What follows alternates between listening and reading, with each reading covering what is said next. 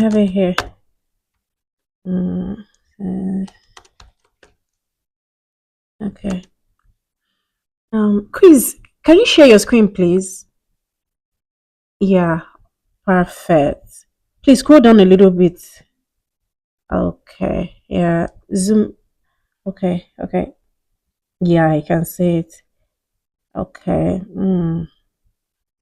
All right, no problem. I'm gonna fix it, okay? How about you, Ruth? You've been silent.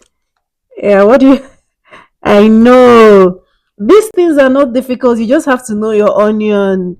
Yeah, exactly. Yeah, Amarachi, aman profeta. Hey, mommy, nikoro ka isi bi okwu na meeting m na-eme. Anọ m na Zoom no. Ekwenu m anya biko nụ. Ya Zoom ka ọ nne dị ka ịkpọrọ ya. Ya ka a ya eli taa. Mgbe Amarachi. Hey, Zoom ihe ị na-eme. Ya nwa bụ nne a ya eli taa. Mbanụ mbanụ onye nwụ na olugo mgbe ị eje chọrọ ụnụ maka na ụnụ ama mbazi mụ na ị kedu nke bido n'ụtụtụ wee lele ire mmadụ evuli laptọpụ na-eme ihe nwanụ nzukọ nwanụ nzukọ mmụọkụ nke mmadụ ama nji wee jee ozi